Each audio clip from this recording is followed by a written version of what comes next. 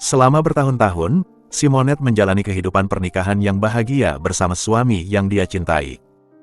Pasangan suami istri ini sama-sama bekerja sebagai guru sekolah. Kehidupan rumah tangga dan kondisi finansial mereka terbilang stabil, atau setidaknya itulah yang terlihat dari luar. Namun, figura pernikahan bahagia itu hancur berkeping-keping ketika Simonette berhasil mengungkap rahasia suaminya yang ternyata memiliki kehidupan ganda, melibatkan uang dan seks liar.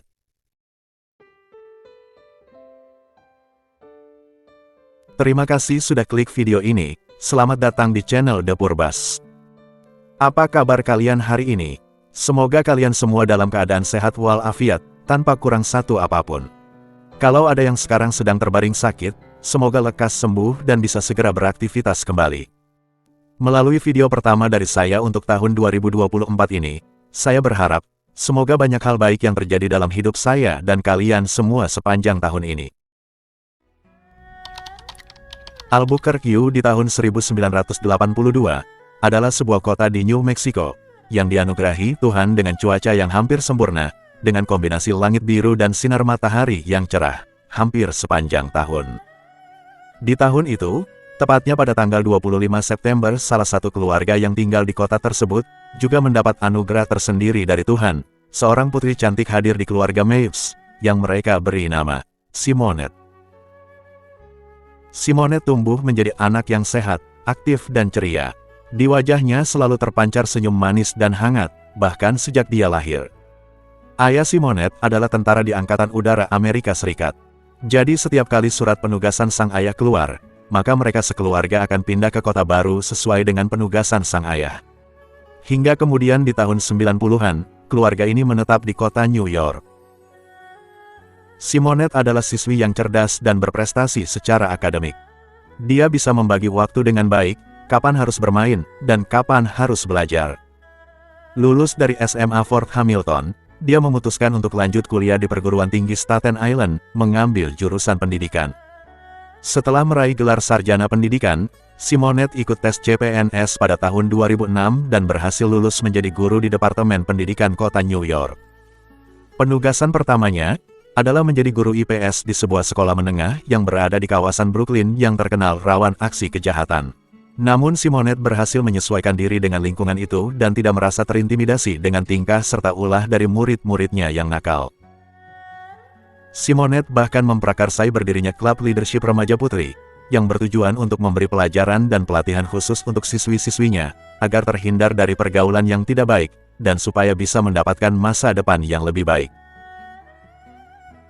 Dia juga menggagas proyek Ibu Peri, yang secara khusus membantu siswi-siswi yang kurang mampu untuk bisa memiliki gaun, yang akan dipakai pada acara pesta dansa, atau prom night. Selain itu, proyek ini juga memberikan konsultasi bagi siswi-siswi di usia pubertas yang ingin curhat masalah cinta. Bicara tentang cinta, di sekolah ini, Simonette juga bertemu dengan cintanya, Jonathan Krupi, seorang guru bahasa Inggris simpatik, yang juga mengajar di sekolah yang sama. Setelah 1 tahun menjalin hubungan asmara, Simonette dan Jonathan menikah pada tahun 2007, berjanji untuk saling mencintai hingga ajal memisahkan.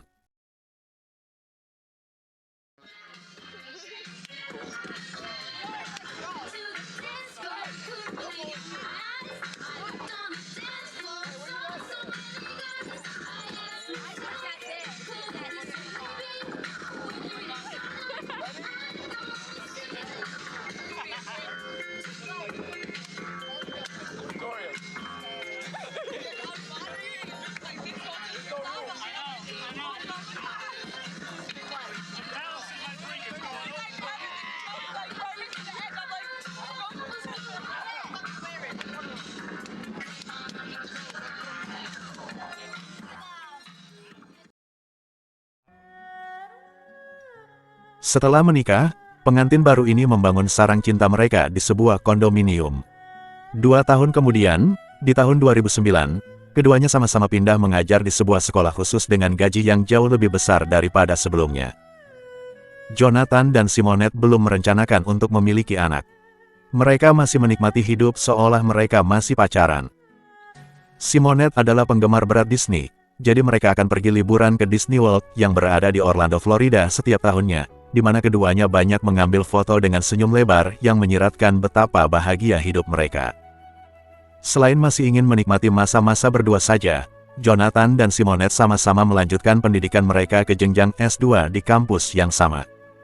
Sebelum lanjut, saya garis bawahi dulu di sini, walaupun mereka mengajar dan kuliah di tempat yang sama, tapi mereka memiliki jadwal mengajar dan jadwal kuliah yang berbeda, jadi tidak selalu bersama-sama 24 jam. Di tahun 2012, Simonette sudah tidak sabar menantikan hari di mana dia dan suaminya akan lulus bersama meraih gelar master. Tapi saat dia melihat daftar nama mahasiswa yang akan diwisuda, Simonette tidak melihat nama suaminya di daftar tersebut. Merasa kalau ada yang janggal, Simonette bertanya pada suaminya, "Ada apa? Mengapa nama Jonathan tidak ada di daftar itu?" Namun jawaban yang diberikan Jonathan lebih janggal lagi. Pria itu berkata kalau pihak administrasi kampus mengalami kesulitan untuk mengeja namanya, makanya nama Jonathan belum masuk ke daftar tersebut. Jonathan Krupi, sesulit apa mengeja nama itu? Simonette tidak percaya dengan jawaban suaminya, tapi untuk sementara, dia simpan kecurigaannya sampai benar-benar tahu apa yang terjadi sebenarnya. Suatu malam, Simonette memutuskan untuk mencari jawaban atas kecurigaannya. Dia mengambil HP suaminya yang sudah tertidur, dan mulai memeriksa kotak pesan serta daftar kontak yang sering dihubungi Jonathan. Di antara nomor-nomor telepon yang ada di histori panggilan, ada satu nomor telepon yang sangat sering ditelepon oleh Jonathan. Menggunakan HP-nya sendiri, Simonette menelpon nomor tersebut, yang kemudian panggilan itu dijawab oleh suara seorang wanita yang menyebut dirinya sebagai Miss Pumpkin. Saat Simonette bertanya siapa dia, telepon itu langsung ditutup oleh Miss Pumpkin. Tak ada informasi yang bisa didapat oleh Simonette, tapi sebagai istri, instingnya berkata bahwa suaminya sudah terinfeksi aroma parfum pelakor. Jonathan sudah mengkhianatinya, tapi Simonette belum memiliki bukti untuk mengkonfrontasi suaminya itu. Simonette kemudian memeriksa rekening koran tabungan Jonathan, dan mendapati selama 3 tahun terakhir ini, ternyata Jonathan secara rutin seminggu sekali melakukan transfer sejumlah uang ke beberapa rekening atas nama perempuan yang berbeda-beda. Di hari-hari berikutnya, penyelidikan Simonette terus berlanjut, dan dia mendapati bahwa selama ini, suaminya tidak kuliah mengambil gelar master. Jonathan hanya mendaftar bersama Simonette, setelah itu dia tidak lanjut kuliah. Uang dari gaji Jonathan yang selama ini Simonette pikir digunakan untuk membayar uang kuliah, ternyata dikirim ke sejumlah perempuan. Entah bagaimana metode investigasi Simonette, namun akhirnya dia tahu, perempuan-perempuan pemilik rekening tersebut adalah PSK, termasuk salah satunya adalah wanita dengan julukan Miss Pumpkin.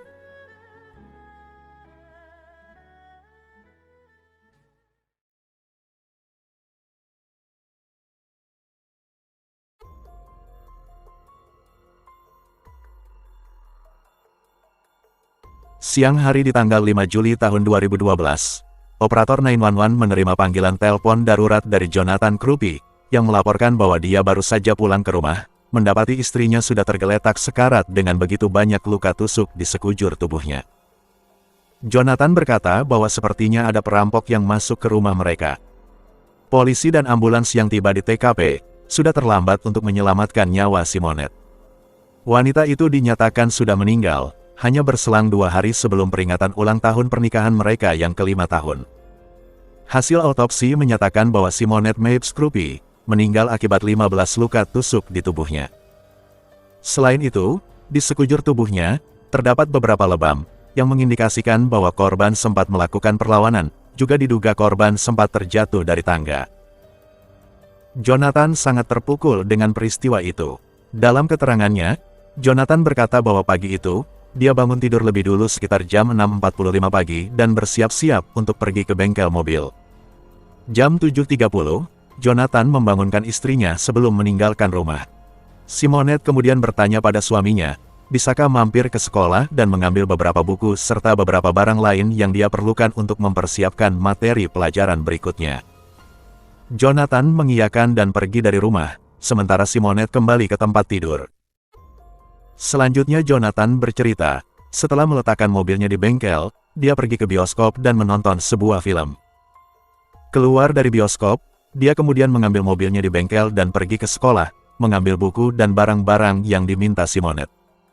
Sekitar jam 10 Jonathan sudah berada di sekolah dan mengirim pesan teks kepada istrinya, bahwa dia sudah mengambil titipan Simonette di sekolah, tapi Simonette tidak membalas pesannya. Mungkin istrinya masih tidur, pikir Jonathan.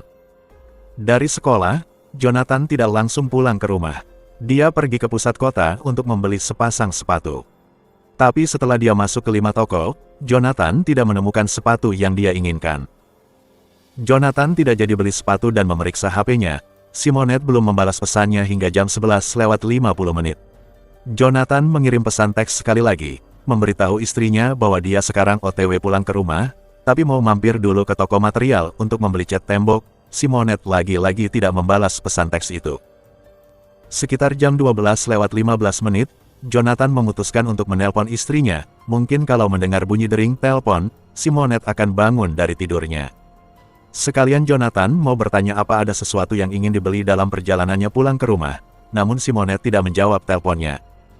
Saat itu Jonathan sudah berada di parkiran toko material, tapi dia memutuskan untuk batal membeli cat dan langsung mengendarai mobilnya menuju rumah. Perasaannya tidak enak, tidak biasanya Simonette tidur sampai sesiang itu, apa istrinya itu sedang sakit atau telah terjadi sesuatu. Tiba di rumah sekitar jam 12:45 menit, Jonathan mendapati pintu rumah dalam keadaan terbuka, dan ketika dia melangkah masuk, Jonathan mendapati Simonette istrinya tergeletak di lantai. Wanita itu masih bernafas, tapi kondisinya sangat lemah akibat sejumlah luka tusuk yang membuatnya banyak kehilangan darah. Jonathan langsung menelpon 911 dan meminta bantuan. Dugaan awal, telah terjadi perampokan di rumah mereka yang berakhir dengan penyerangan terhadap Simonette. Tapi setelah polisi melakukan pemeriksaan TKP, sama sekali tidak ditemukan tanda-tanda kalau rumah itu dirampok. Tidak ada pintu atau jendela yang rusak, tidak ada satupun barang yang hilang, bahkan lemari dan laci-laci, semuanya dalam keadaan rapi. Tidak mungkin ini adalah sebuah aksi perampokan. Jonathan kemudian berkata pada polisi, bahwa ini mungkin adalah perbuatan para gangster. Beberapa hari sebelumnya, mereka berdua terjebak di tengah-tengah insiden baku tembak antara dua geng di jalanan. Syukurlah mereka baik-baik saja. Sesampai di rumah, menurut Jonathan, istrinya memposting tulisan di akun Facebooknya, mengecam dan mengutuk perbuatan para gangster itu, yang sudah membahayakan orang-orang di sekitar, terutama remaja dan anak-anak. Mungkin para gangster itu membaca postingan istrinya dan memutuskan untuk memberi Simonette pelajaran, begitu keterangan dari Jonathan. Namun tentu saja cerita itu terdengar tidak masuk akal dan terlalu mengada-ada. Polisi tidak percaya pada Jonathan, karena investigasi belum dimulai. Polisi diam-diam menaruh kecurigaan terhadap pria berusia 30 tahun itu. Simonette Meigs Krupi dimakamkan 5 hari kemudian setelah semua proses autopsi selesai. I wanted you to know how much I love you, and that I never stopped thinking of the day that you were born. It was so beautiful, and I was so happy. The day you were 3 years old, and you were so sick, we were afraid we were gonna lose you. The first day of school, and how you cried to come home. The day you graduated high school, with honors and on the dean's list. And of course, that's my Simonette. The day you turned sweet 16. So beautiful. The day you came home and told me, Mom, I got a tattoo, please don't be mad. The day you came home and told me, I'm running away, and we had to chase you all the way to Queens. The day you came home and told me, Mom, I'm going to college to become a teacher. That's exactly what I want to do. I want to teach these kids how to be better people. The day you came home and told me, I got my bachelor's, Mom. The day you came home and told me, Mom, I got a job with the New York City Department of Ed. The day you came home and told me, Mom, I got my master's, and I got it with honors. Well, that's the party we never got to have. Well, the day you told me when Dad was laying in bed, they thought that he had lung cancer. And you told me, Mom, don't worry, I will never leave you. And you're gonna come live with me, Mom. Never gonna see that day. Thank God in a way because Dad's still here, but you're not. I don't want anyone to feel sorry for me. It's a pain I have to live with. But this video is for you, Simonette. I love you so much. Walaupun sudah beberapa kali saya menonton video Ibu Simonette ini, tetap saja saya butuh waktu beberapa detik untuk menenangkan diri dan bisa melanjutkan kisahnya.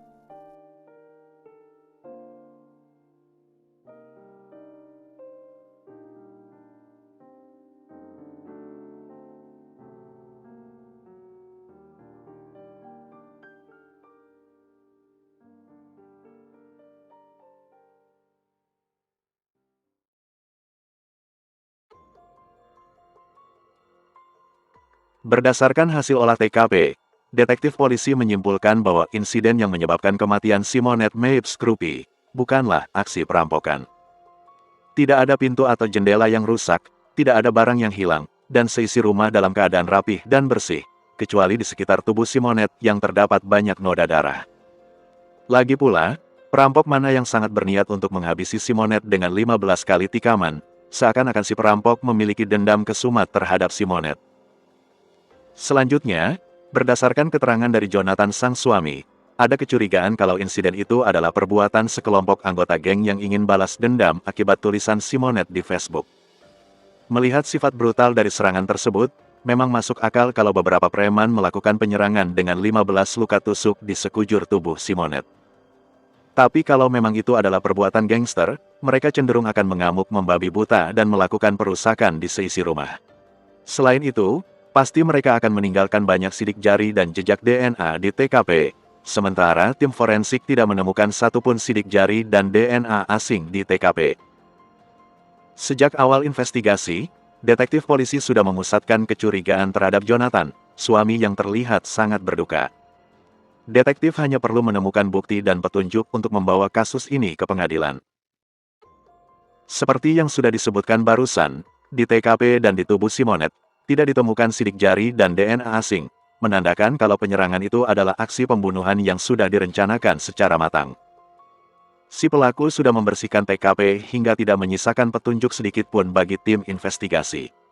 Kalaupun sidik jari atau DNA Jonathan ditemukan di TKP, maka itu tidak bisa dianggap sebagai bukti kuat, karena pria itu adalah suami korban dan tinggal di rumah yang menjadi TKP, sudah barang tentu sidik jari dan jejak DNA-nya ada di seisi rumah. Senjata yang digunakan pelaku juga tidak pernah ditemukan, sehingga tim forensik tidak bisa langsung menentukan siapa pelaku pembunuh Simonette.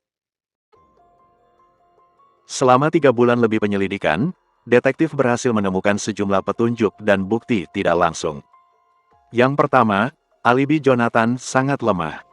Menurut keterangannya, hari itu Jonathan meninggalkan rumah pada jam 7.30 pagi, lalu dia pergi ke bengkel untuk servis mobil, lalu ke bioskop. Setelah dari bioskop dia pergi ke sekolah untuk mengambil buku dan barang titipan Simonette.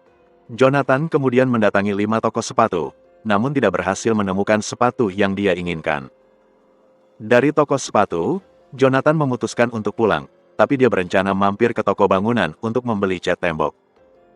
Saat berada di parkiran toko bangunan, Jonathan mengurungkan niatnya dan memutuskan untuk pulang ke rumah. Dia tiba di rumah lagi jam 12:45, mendapati Simonette istrinya, terkapar di dalam rumah dalam kondisi sekarat. Semua detail aktivitasnya sejak meninggalkan rumah di pagi hari, hingga pulang lagi ke rumah pada siang hari, tidak bisa dia buktikan. Tidak ada bukti invoice tagihan dari bengkel mobil, tidak ada bukti pembelian tiket bioskop, dan Jonathan juga tidak terlihat di CCTV sekolah, di mana dia mengaku berada di sana sekitar jam 10. Tidak ada saksi yang bisa menguatkan alibinya, di bengkel, di bioskop, di sekolah, dan di 5 toko sepatu. Tidak ada satupun orang yang melihat keberadaan Jonathan di lokasi-lokasi tersebut. Selanjutnya, Jonathan mengaku kalau dia 2 kali mengirim pesan teks ke istrinya, 1 kali saat berada di sekolah, dan 1 kali saat dalam perjalanan ke rumah sebelum mampir ke toko bangunan. Jonathan juga mengaku kalau dia sempat menelpon istrinya saat berada di parkiran toko bangunan. Namun klaimnya itu tidak sesuai dengan histori pelacakan sinyal HP-nya di hari itu. Sinyal HP Jonathan terdeteksi berada di lokasi lain. Petunjuk yang kedua, di komputer Jonathan yang ada di sekolah, riwayat penelusuran Google-nya menunjukkan bahwa Jonathan pernah mencari informasi tentang hal-hal berikut ini. Cara menyayat tenggorokan. Cara membersihkan tempat kejadian perkara. Zat apa yang bisa menghancurkan jejak DNA? Tak heran kalau di TKP tidak ditemukan satupun sidik jari dan jejak DNA, karena si pelaku sudah mempelajari cara untuk menghilangkan jejak DNA. Selanjutnya, dari hasil autopsi, waktu kematian Simonette diperkirakan antara jam 2 dini hari hingga jam 7.30 pagi. Yang mana itu berarti, saat Jonathan menelpon 911, Simonette sudah meninggal sekitar 12 jam sebelumnya. Jonathan juga berkata bahwa dia pulang sekitar jam 12 siang lewat 45 menit. Sementara data dari histori panggilan 911, Jonathan melakukan panggilan tersebut di jam 2 siang lewat 20 menit, ada jeda waktu sekitar 1 jam 45 menit. Kalau memang dia pulang dan menemukan istrinya sedang sekarat, mengapa Jonathan menunda hingga 1,5 jam lebih untuk menelpon 911? Sampai di sini, polisi belum mengetahui kisah tentang Miss Pumpkin dan Miss lainnya yang telah menerima transferan dari Jonathan. Barulah setelah polisi melakukan pemeriksaan terhadap riwayat telepon dan pesan teks dari HP Jonathan, semua kebusukan sisi lain hidup Jonathan yang menjijikkan terbongkar. Detektif menelusuri satu persatu kontak yang sering dihubungi oleh Jonathan, dan muncullah beberapa nama yang ternyata adalah pemilik rekening penerima transferan dari guru bahasa Inggris ini. Berapa jumlah nama dan siapa saja nama di daftar itu tentunya tidak dipublikasikan. Namun yang pasti, semua orang yang masuk daftar tersebut berprofesi sebagai PSK, termasuk salah satunya, Miss Pumpkin. Selama kurun waktu sekitar 3 tahun, atau sejak tahun 2009, Jonathan secara rutin menggunakan jasa wanita-wanita itu untuk memuaskan hawa nafsu birahinya. Sangat rutin, seminggu sekali, pernah juga, dalam 1 minggu 2 kali Jonathan berkencan dengan PSK. Berdasarkan keterangan dari para wanita itu, mereka biasanya bertemu di hotel, kadang di rumah si penyedia jasa. Namun tak jarang, transaksi seks itu dilakukan di rumah Jonathan dan Simonette. Jadi saat Simonette sedang kuliah atau sedang mengajar di sekolah, Jonathan akan menemui wanita yang dia bayar, dan sesekali menyelinapkan wanita itu masuk ke rumah mereka. Ketika Simonette berpikir kalau gaji lakinya habis untuk membayar uang kuliah, ternyata gaji Jonathan digunakan untuk membayar layanan PSK. Kalau sampai di sini kalian sudah marah dengan kelakuan Jonathan. Masih ada 2 kejadian lagi yang lebih memuakkan berdasarkan keterangan dari 2 PSK yang dipakai Jonathan. Yang pertama, pada tanggal 5 Juli tahun 2012, diduga dan diperkirakan setelah dia membunuh Simonette, Jonathan mengaku pada polisi kalau dia pergi ke sana-sini. Padahal, di hari itu dia pergi ke rumah Miss Pumpkin, dan bercinta, sementara tubuh istrinya terkapar di rumah. Sinyal HP Jonathan terlacak berada di alamat rumah Miss Pumpkin, dan wanita itu membenarkan bahwa Jonathan memang menemuinya di hari itu. Di hari-hari berikutnya hingga beberapa bulan setelahnya, Jonathan masih rutin menemui Miss Pumpkin dan menggunakan jasa layanan esek-esek wanita itu. Pernah suatu hari saat mereka sedang berduaan, Miss Pumpkin bertanya, "Ada berita tentang wanita yang dibunuh, dia adalah guru di sekolahmu, apa kau kenal dengan dia?" Dengan santai Jonathan menjawab, "Iya, wanita itu adalah istriku." Kejadian menjijikkan yang kedua terjadi pada tanggal 10 Juli tahun 2012, setelah pemakaman Simonette. Ketika berada di pemakaman, Jonathan menangis sejadi-jadinya, seolah-olah dunianya runtuh dengan kepergian sang istri. Setelah itu dia berkata kalau tubuhnya kurang fit dan suasana hatinya sangat buruk, jadi Jonathan memutuskan untuk pulang ke rumah orang tuanya. Sementara yang lain pergi ke rumah orang tua Simonette untuk berbela sungkawa, termasuk orang tua Jonathan sendiri. Dari pemakaman, Jonathan memang pulang ke rumah orang tuanya, karena rumahnya bersama Simonette masih menjadi TKP dan dipasang garis polisi. Tapi Jonathan tidak pulang ke rumah orang tuanya seorang diri. Dalam perjalanan, Jonathan mampir ke rumah salah seorang PSK dan membawa wanita itu ke rumah orang tuanya. Tak perlu dipertanyakan lagi apa yang mereka lakukan berdua saja di rumah itu, tidak mungkin kalau untuk main ludo atau main monopoli. Saat istrinya terkapar di rumah, dia bercinta sama Miss Pumpkin. Dan ketika orang-orang sedang berduka dengan kepergian Simonette, Jonathan bercinta dengan Miss lainnya.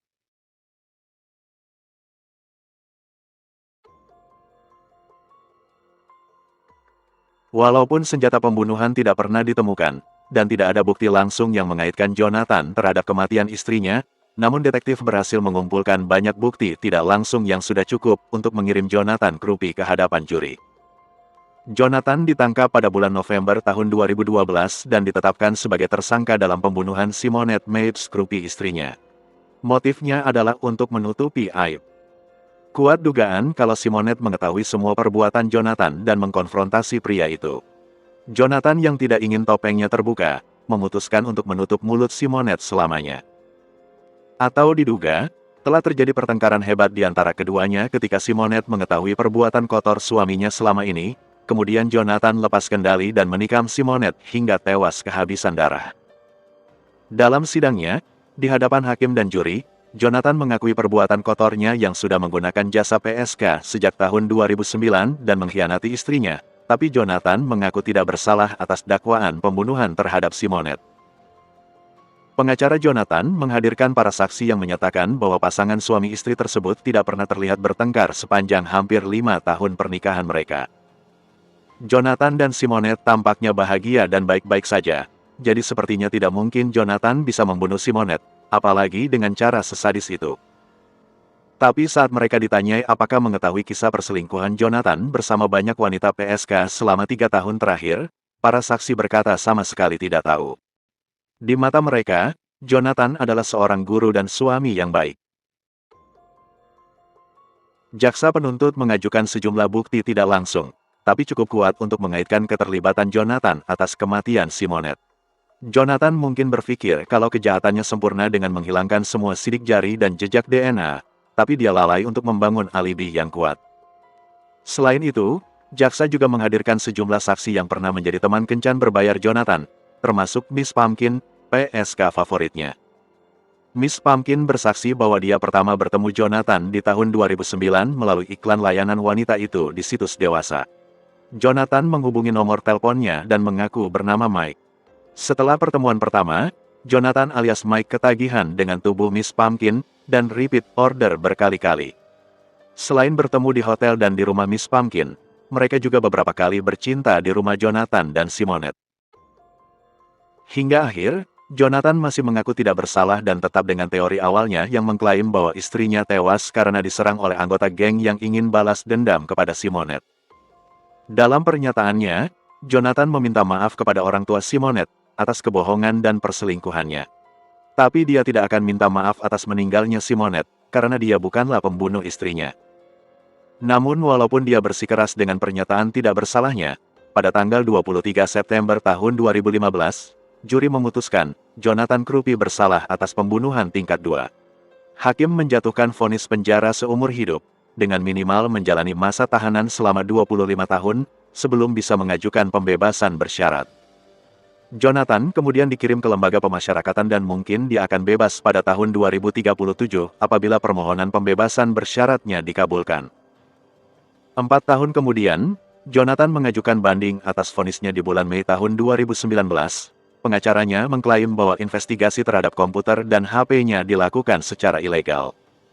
Namun tentu saja, bandingnya ditolak. Segera setelah menjalani hidupnya di penjara, Jonathan beradaptasi dan bergabung dengan klub sahabat pena di penjara, di mana dia menulis di profilnya kalau dia bosan hidup sendiri dan ingin bertemu dengan seorang wanita yang bisa mencintainya. Jonathan menegaskan kalau dia bukan pembunuh dan dia adalah korban dari sistem hukum yang bobrok. Terkait kriteria wanita idamannya, Jonathan tidak memiliki kriteria tertentu. Dia tidak peduli apa ras wanita itu, apa agamanya, juga tidak peduli dengan wajah dan bentuk tubuhnya. Yang penting wanita itu cerdas, menyenangkan, dan bisa memuaskannya di ranjang, nanti, saat dia bebas dari penjara. Jonathan ternyata lupa menghitung umurnya. Andaikan dia menerima pembebasan bersyarat di tahun 2037, maka di tahun itu dia sudah berumur 55 tahun. Bagaimana?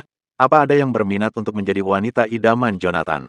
Tapi perlu diingat, wanita idaman Jonathan harus menunggu sampai tahun 2037, baru bisa bertemu dan memuaskannya di atas ranjang. Itulah tadi kisah nyata kasus kriminal kita pada hari ini. Sampaikan pendapat kalian mengenai kasus ini di kolom komentar. Jaga kesehatan selalu, dan sampai jumpa lagi di kisah nyata kasus kriminal berikutnya, dari channel The Purbas.